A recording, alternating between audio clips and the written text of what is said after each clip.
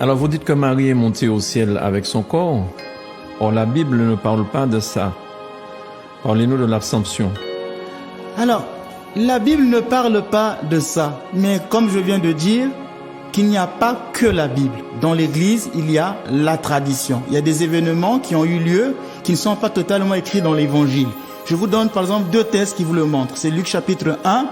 Quand il écrit l'Évangile, il dit « Mon cher Théophile, je me suis renseigné auprès des témoins oculaires qui ont vu Jésus avant de t'écrire cela. » Donc il fait une enquête historique. Mais est-ce que tout pouvait être écrit? Il y a beaucoup de gens qui ont dû dire beaucoup de choses à Luc sur la vie de Jésus. Au point que Jean dit que si on devait tout écrire, il n'y aurait pas eu de place. Donc il y a une tradition orale. La Bible sort d'une tradition orale. C'est pourquoi nous les chrétiens, nous ne sommes pas une religion du livre. Les musulmans sont une religion du livre. Mais nous les chrétiens, ce n'est pas la Bible qui nous conduit vers Jésus en tant que tel. C'est la personne même du Christ. Donc il y a une tradition orale. Et l'Église orthodoxe connaît cette tradition orale. Qu'est-ce qui s'est passé? En fait, la Vierge Marie, au moment de ça, nous on appelle ça dormition. L'Église catholique parle de Assomption. Le thème c'est dormition. Cette fête a d'abord été célébrée dans l'Église orthodoxe avant qu'elle n'aille en Occident, donc dans l'Église catholique. La Vierge Marie, le Seigneur lui avait révélé qu'il viendra prendre son âme. Et quand la Vierge Marie, elle n'est pas morte en tant que telle. Elle s'est endormie, donc on dit dormition. Et 3 jours après, une lumière est venue du ciel et a pris son corps et l'a ramené. Mais vous direz, mais oui, je vous ai dit que c'est dans la tradition de l'Église, nous connaissons comment elle est montée au ciel.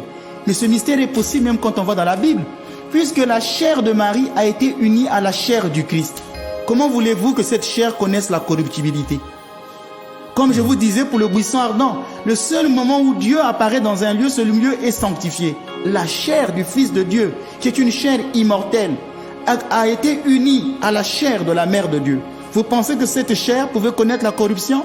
Je vais vous dire un mystère ici que beaucoup de gens ne savent pas encore. Vous savez que dans l'évangile de Jean chapitre 20, on nous dit que Marie-Madeleine toucha Jésus à la résurrection. Et Jésus lui dit, ne me touche pas.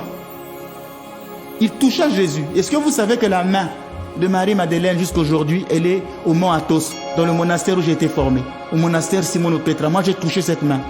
La main de Marie-Madeleine est toujours juste aujourd'hui gardée au mont Athos, au monastère Simone-Pétra. J'ai touché cette main et cette main est encore vivante. Mais pourquoi Jésus a dit ne me touche pas? Je ne veux pas d'abord aller dans ce terme de nolime tongere, ne me touche pas. C'était peut-être un toucher humain. Elle l'a vu en Jésus, celui qu'elle connaissait. Donc, il me faut avoir une autre approche. Il faut me regarder autrement. Voilà, donc on ne va pas aller là. Mais vous voyez que Marie-Madeleine touche cette main, la main du Christ, et sa main jusqu'aujourd'hui n'a jamais pourri. Et sa main au mont Athos. Si Marie-Madeleine... La main physique de Marie-Madeleine... Ah, je crois que c'était un plâtre. Non, c'est sa main. Moi, j'ai touché la main de Marie-Madeleine. Cette main est toujours vivante. Pourquoi? Parce qu'elle a touché le Christ ressuscité, que sa main a reçu l'incorruptibilité. Ça, c'est juste la main de Marie-Madeleine. Et la Mère de Dieu, la Vierge Marie, qui, elle, a été unie au Verbe de Dieu.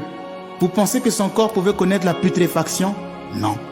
Donc nous savons que Marie, après le Christ, c'est la première ressuscitée. Elle est au terme du chemin.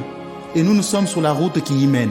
Nous aussi, nous connaîtrons la résurrection. Et Marie est déjà là. Elle est au terme du chemin et nous sommes sur la route qui y mène. Bien. Vous avez dit lors d'une émission que les orthodoxes prient beaucoup la Vierge Marie. Parlez-nous un petit peu de cet amour des orthodoxes pour la Vierge Marie. Bien, donc c'est comme je disais, quand on aime le Christ, on doit aimer sa maman, qui est notre mère. Et dans la tradition de l'Église orthodoxe, toutes les prières, on fait toujours mention à la Vierge. Quand par exemple on dit la liturgie, la messe, à chaque litanie, le prêtre demande au peuple, invoquant Notre-Dame, la toute sainte, immaculée, bénie par-dessus tout, glorieuse et souveraine, la Mère de Dieu, et toujours Vierge Marie. Et le peuple répond, très sainte Mère de Dieu, sauve-nous, ou très sainte Mère de Dieu, intercède pour nous. Et après, le prêtre va dire une prière. Après, il va faire d'autres prières. Par exemple, après la consécration du pain et du vin qui deviennent le corps et le sang du Christ, le prêtre prend dans son soir et dit, en premier lieu, faisons mémoire de la Mère de Dieu, la Vierge Marie. Le peuple chante, toi plus vénérable que les chérubins et plus glorieuse que les séraphins. Marie est plus glorieuse que les séraphins. Elle est plus vénérable que les chérubins. Et ça rend jaloux les anges. Parce qu'ils se disent, mais comment une créature peut être plus grande que nous? Pourquoi? Par nature, les anges dépassent Marie. Par nature.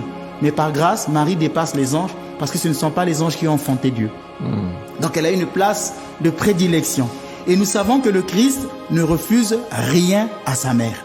C'est pourquoi les orthodoxes se tournent beaucoup vers elle, l'invoquent. Nous avons une prière spéciale qu'on appelle Paraclésis à la Mère de Dieu.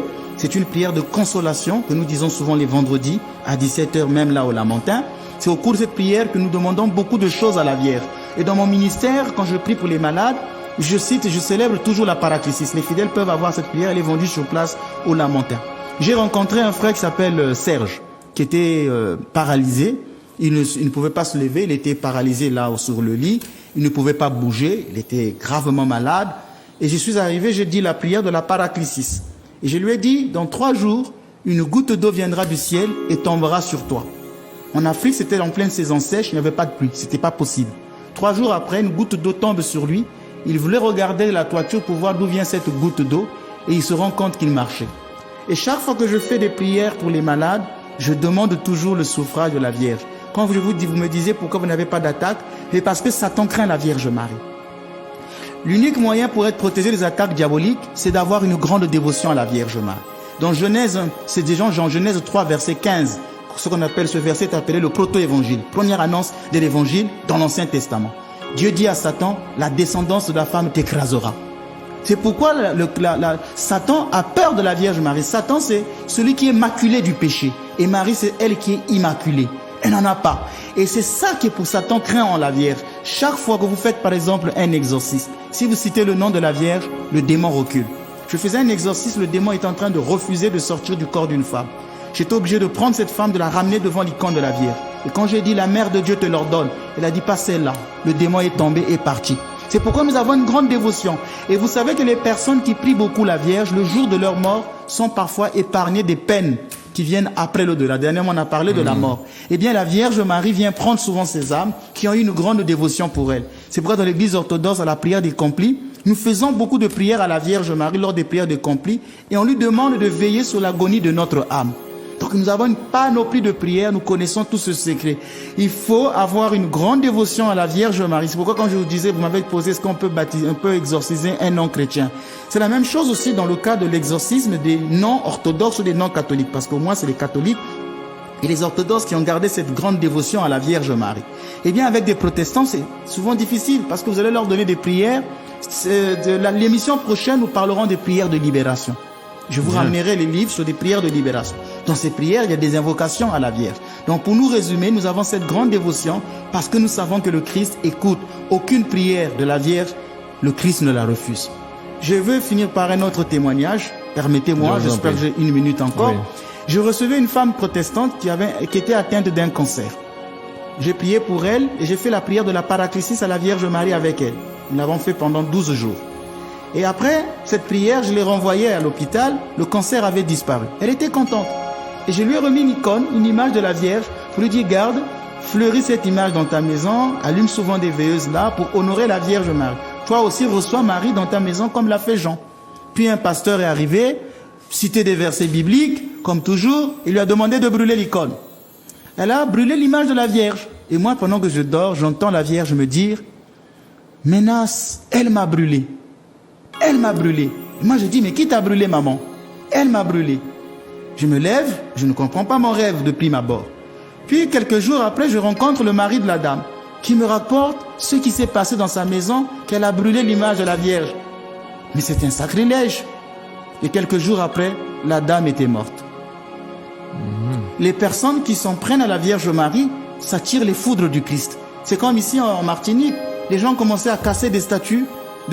Par exemple, j'ai vu une statue, une croix de Jésus qui a été profanée ici. Je ne veux pas dire qu'il faut casser Joseph et ne pas casser Joséphine. Ou dire casser Joséphine, ne cassez pas Joseph. Mais je voudrais inviter les habitants de cette île de respecter ces objets sacrés. Ça a de la valeur devant Dieu. Il ne faut pas brûler les icônes de la Vierge. Il ne faut pas jeter les chapelets. Il ne faut pas les profaner. Quand on fait du mal à la Vierge, la punition divine arrive parce que le Christ écoute toujours les prières de la Vierge Marie. Père Ménard, c'est vraiment... on a envie de vous entendre encore pendant longtemps. Beaucoup de gens me l'ont dit, que quand ils suivent les émissions, ils veulent toujours suivre et suivre. Voilà. Et je suis moi-même là à écouter, à apprendre beaucoup de choses aussi avec vous. Donc là, malheureusement, le temps est pas entier terminé.